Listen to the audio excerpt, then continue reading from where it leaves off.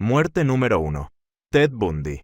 Silla eléctrica. El 24 de enero de 1989, a las 7:06 de la mañana, Ted Bundy fue escoltado hacia la cámara de ejecución en la prisión estatal de Florida. Tenía 42 años. Durante los días previos, había pasado horas con investigadores confesando más de 30 asesinatos cometidos entre 1974 y 1978. Ofrecía detalles minuciosos, pero no remordimiento. Usaba la información como moneda de cambio que nunca llegaría a gastar. En la sala de ejecución, testigos observaban desde detrás del cristal. Entre ellos había oficiales, periodistas y familiares de víctimas. Bundy fue atado a la silla de madera. Los electrodos fueron fijados a su pierna derecha y su cuero cabelludo. Cuando le preguntaron si tenía últimas palabras, respondió con voz calmada. «Give my love to my family and friends». A las 7:06 en punto, el interruptor fue accionado. 2000 voltios atravesaron su cuerpo durante casi un minuto completo. El olor a material quemado llenó la habitación. Los testigos permanecieron en silencio. A las 7:16, un médico de la prisión lo declaró muerto. Afuera, una multitud de 2000 personas celebraba. Encendían fuegos artificiales, gritaban «Burn, Bundy, burn», agitaban carteles. El hombre que había manipulado jueces, jurados y víctimas, finalmente había perdido todo control. Su cuerpo fue cremado, sus cenizas esparcidas en un lugar no revelado. Si quieres ver cómo terminan los siguientes monstruos, suscríbete. Spoiler, acaba mal. Muerte número 2. Jeffrey Dahmer. Asesinado en prisión. El 28 de noviembre de 1994, Jeffrey Dahmer fue asignado a limpiar un baño del gimnasio en la institución correccional de Columbia, en Wisconsin. Tenía 34 años. Cumplía 16 cadenas perpetuas por el asesinato de 17 hombres y niños entre 1978 y 1991. En prisión mantenía un perfil bajo, pero ocasionalmente hacía bromas oscuras sobre sus crímenes. Eso enfurecía a otros reclusos. Esa mañana fue dejado sin supervisión durante aproximadamente 10 minutos con otros 2 prisioneros, Christopher Scarver y Jesse Anderson. Cuando los guardias regresaron, Dahmer yacía en el suelo con heridas severas en la cabeza. Anderson también estaba gravemente herido. Scarver admitió más tarde haber usado una barra de metal del equipo de ejercicio. Dijo que actuaba bajo órdenes divinas. Dahmer fue trasladado a un hospital cercano. Murió 1 hora después. La causa oficial fue trauma contundente masivo. Su cuerpo fue cremado según su propia solicitud. Su cerebro fue inicialmente preservado para estudio, pero luego destruido después de que sus padres no llegaron a un acuerdo sobre su destino. El hombre que había descuartizado a sus víctimas murió descuartizado por otro preso. La ironía no pasó desapercibida. Muerte número 3.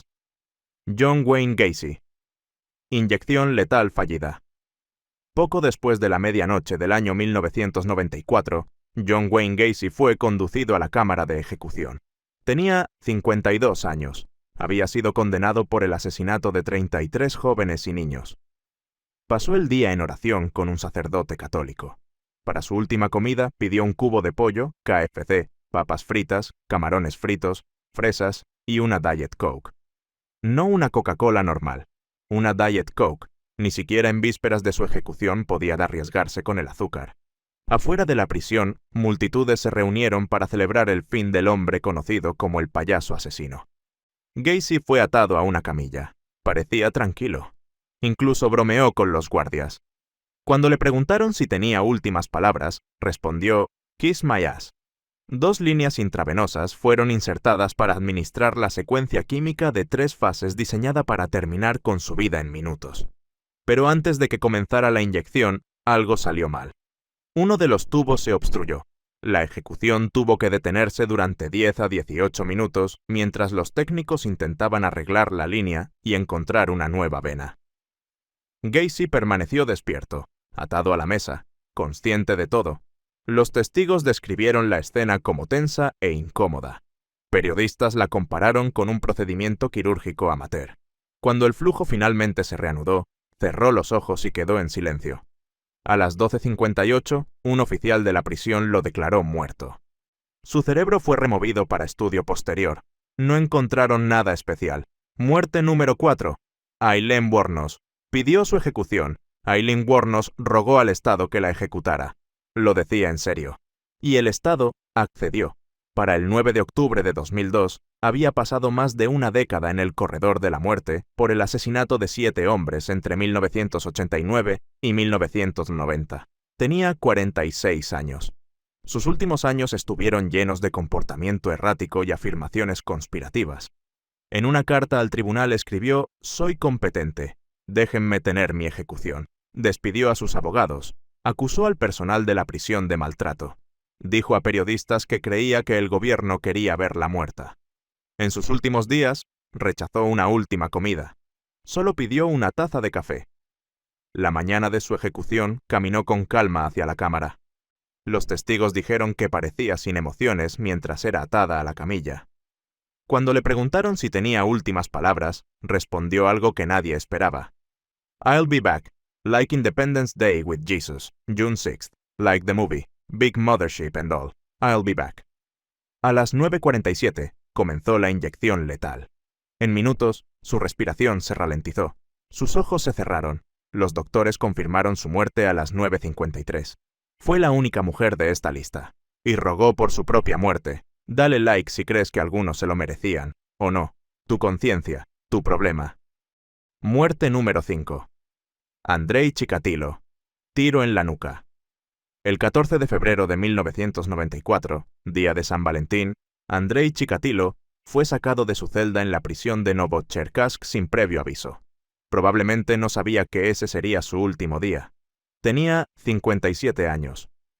Había sido condenado por 52 asesinatos cometidos entre 1978 y 1990. Durante el juicio, gritaba, reía y llegó a exponerse frente al jurado.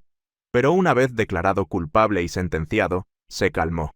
Pasó sus últimos meses en confinamiento solitario, distante y raramente hablando con los guardias. Las autoridades rusas en ese momento no daban aviso previo de las fechas de ejecución. Una vez agotadas las apelaciones, simplemente actuaban. Esa mañana fue conducido a una pequeña habitación insonorizada. Se le ordenó arrodillarse. Un cañón fue colocado en la parte posterior de su cabeza. ¡Bang! No más Andrei Chikatilo. La ejecución duró menos de un segundo. No hubo testigos además de los oficiales presentes y el hombre que apretó el gatillo. Su cuerpo fue enterrado en una tumba sin marcar. Su ubicación fue retenida por el Estado. Nadie sabe realmente dónde está. 12 años de terror. 2 años de juicio. Menos de un segundo de muerte. Muerte número 6. Albert Fish. Silla eléctrica. El 16 de enero de 1936, a las 11:06 de la noche, Albert Fish fue conducido a la silla eléctrica en la prisión de Sing Sing, en Ossining, Nueva York. Había sido condenado por el asesinato de una niña de 10 años a quien atrajo desde su hogar. El crimen expuso una vida entera de otros actos horrendos. Fish afirmaba que sus actos eran ordenados por Dios. Dijo a psiquiatras que esperaba que la ejecución le trajera salvación. El Estado proporcionaría la ejecución. La salvación estaba fuera de sus manos. Esa última noche parecía tranquilo mientras los guardias lo llevaban a la silla. Los testigos notaron que incluso ayudó al ejecutor a ajustar sus propias correas. No mostró miedo. Cuando le preguntaron si tenía últimas palabras, supuestamente dijo, «I don't even know why I'm here». Aunque la razón era bastante clara para todos los presentes. La primera corriente fue aplicada. El voltaje surgió en múltiples ciclos, cada uno durando entre 30 y 60 segundos. Fue repetido. 3 minutos después ya no respiraba. La ejecución requirió 2 descargas para completarse, aunque los oficiales nunca confirmaron si fue debido a problemas técnicos o a la reacción de su cuerpo. El doctor que lo examinó después describió su muerte como instantánea, aunque algunos testigos creyeron que tardó más de lo usual. Su cuerpo no fue reclamado. Fue enterrado en Potter's Field, en Hart Island, Nueva York. El hombre que había torturado niños murió ayudando activamente en su propia ejecución. Muerte número 7. H.H. Holmes. Ahorcamiento fallido. El 7 de mayo de 1896, en la prisión de Moyamensing, en Filadelfia, H.H. Holmes fue conducido al patíbulo.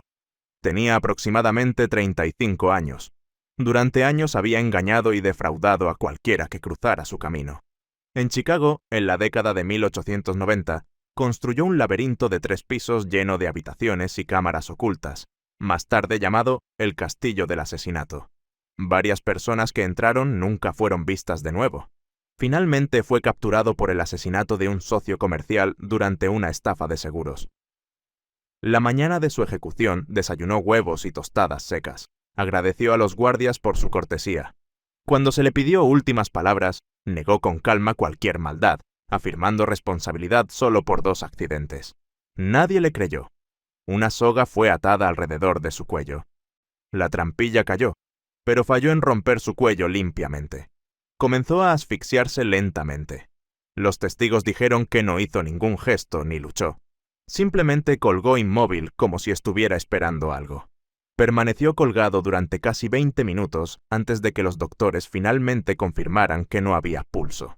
Lo que vino después, Holmes lo había planeado.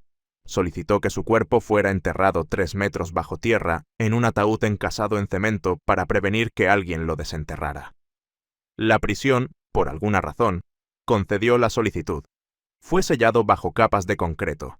Cuando su tumba fue exhumada más de un siglo después para pruebas de ADN, su bigote seguía intacto. El arquitecto del Castillo del Asesinato planificó hasta su propia tumba. Muerte número 8. Ed Gein. Muerte natural. El 26 de julio de 1984, Edward Theodore Gein murió en el Hospital St. Mary en Madison, Wisconsin, después de sufrir complicaciones respiratorias severas y pérdida drástica de peso. Tenía 77 años. A diferencia de todos los demás nombres en esta lista, Gein nunca fue ejecutado. Había sido declarado legalmente insano e incompetente para ser juzgado tras su arresto en 1957. En su lugar, fue internado indefinidamente en el Hospital Estatal Central para Criminales Dementes, en Waupun, Wisconsin. Años después fue transferido al Instituto de Salud Mental de Mendota, donde pasaría el resto de sus días. Gein había sido arrestado después de que las autoridades encontraran el cuerpo descuartizado de Bernice Worden en su granja aislada de Plainfield. Lo que descubrieron dentro de esa propiedad impactó incluso a investigadores veteranos. Máscaras hechas de piel humana, muebles tapizados con restos humanos, objetos domésticos fabricados con huesos y tejidos. Gein confesó haber asesinado a 2 mujeres, Worden y Mary Hogan, pero también admitió haber profanado docenas de tumbas en cementerios locales durante años, exhumando cadáveres de mujeres recientemente fallecidas. En julio de 1984, Gein fue admitido al hospital tras presentar dificultades respiratorias crónicas que empeoraban progresivamente. Los doctores realizaron múltiples exámenes y diagnosticaron cáncer de pulmón en etapa avanzada que ya se había metastatizado y extendido por todo su sistema. No había tratamiento viable. Su condición se deterioró rápidamente durante las siguientes semanas. Durante ese periodo, fue mantenido bajo observación médica constante, frecuentemente sedado con morfina para controlar el dolor, entrando y saliendo de estados de consciencia. Las enfermeras asignadas a su cuidado lo describieron en sus notas como un paciente educado, cooperativo, pero mayormente silencioso e introvertido. Ocasionalmente susurraba respuestas cortas de 1 o 2 palabras cuando alguien le hablaba directamente, pero generalmente permanecía callado, mirando hacia el techo o hacia la ventana. Nunca recibió visitas. No tenía familia cercana viva.